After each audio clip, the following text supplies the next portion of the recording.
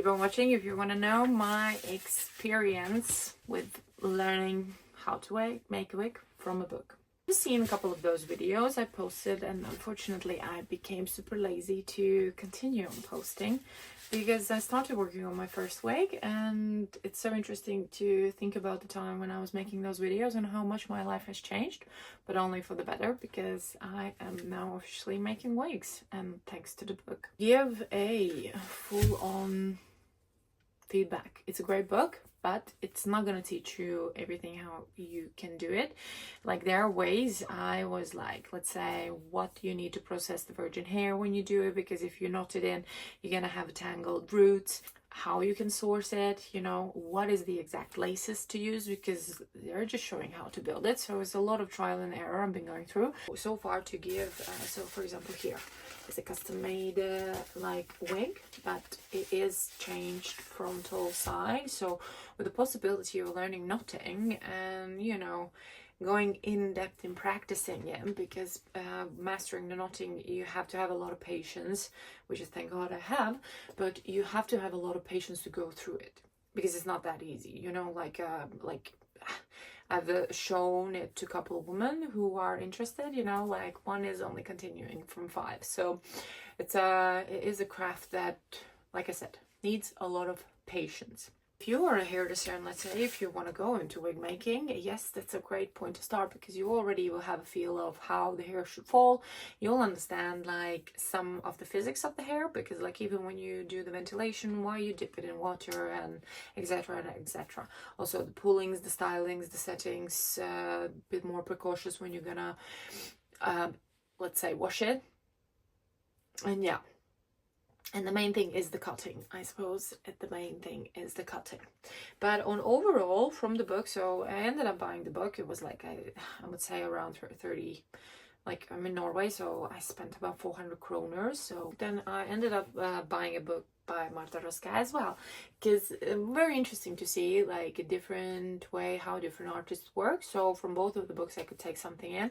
I would be more happier if they showed more of the hair pieces, because all the, you know, clip-on ponytails, clip-on, you know, additional pieces that they use in the theater field, in the movies and that kind of stuff, that would help a lot.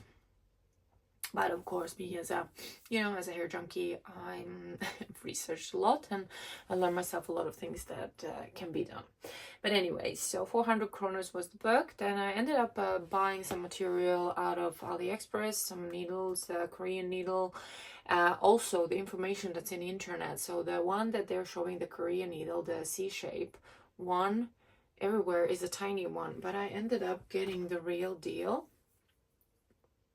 So this is the real C-shape, because I was looking on a lot of these wig maker videos and I couldn't bear, like, I didn't understand, like, what is happening? How is this even, how can we, you know, like, why is his needle looking like this, and why am I getting that? I bought the German needle. I thought it's the right one, but it's more like an like a L shape, and for me it doesn't work. Yeah, so I was like, you know, breaking a lot of them because I tried to bend them and blah blah blah blah blah. So I ended up finding the real one, which was sold in a German wig store. I didn't know as well. So wig craftsman store. Then and with the laces, so I ended up to the wigs that I did, the lace was so I had no idea what kind of lace to use for closure. So basically the lace I bought from Banbury Prestige, which was advised there, is not gonna be used for theater and that kind of stuff, because it's kind of more like for everyday usage. So for example, here, this is a full HD one, so it's very fair and easy to glue on. Also, it will be like more, you know, for the theatrical and movies, and because with HD filming and that kind of stuff, then you need to have it a bit more, it has to blend in, right? Nobody can't see it. And yeah, so all of that through trying to, so my investment throughout it was about $700, like around 8,000 kroners now, a lot of hours of practicing. So in a way, if we'll put it in, because it's my, you know, kind of thing that I'm using, it's my body force. You have to practice. You can't just like, you know, okay, I'll just make wigs.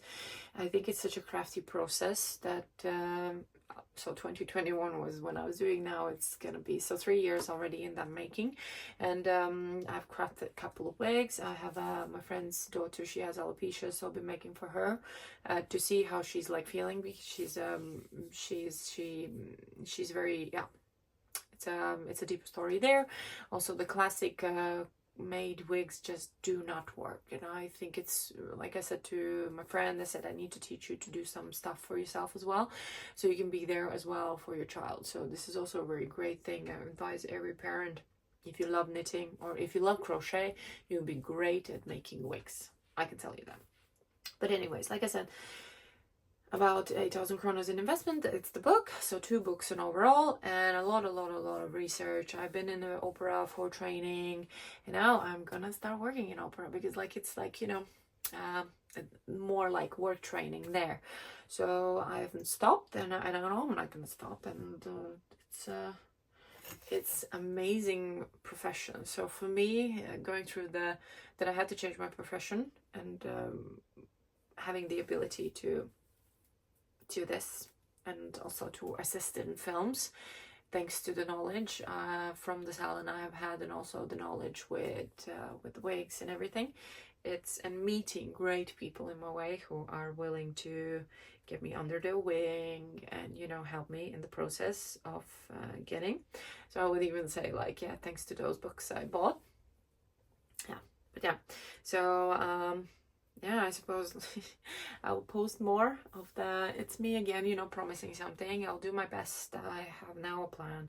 I want to make this finally workable, that I post out the knowledge, because there's so much things I'm like I said, learned that aren't in the books, and I think people need to know, because of the, also the thinking of how bad is the market with the hair, how unseen it is. And if you need to make a wig, then maybe it's better that you learn it to do yourself. If you are Eastern, you know, like if your hair is fairly light color, because there's only 4% in the whole world lighter colors, not being racist, that they're Asian, darker hair. It's like the rest is naturally black hair. So most of the wigs we get is Asian hair, bleached.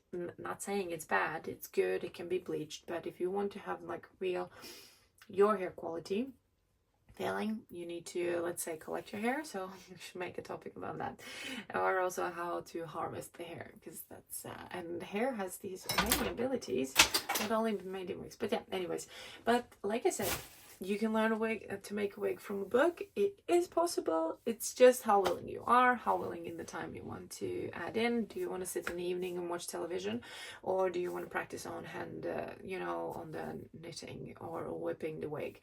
And also how much effort you're gonna put in. You can go to a course, you can pay a lot of money, you will still get all the information in one day, basically everything what's shown in these books. And you might not continue doing it because you just didn't practice at home. So yeah, first things first, start doing some crochet, hair crochet, and then it will develop. And don't forget to, you know, like this video and follow this channel, because let's build this community. Let's make some wigs and do some interesting stuff, all in hair and hair growth and stuff like that. But yeah, hope you enjoyed. And if you have any question, write it down below so I can answer. And have a nice day.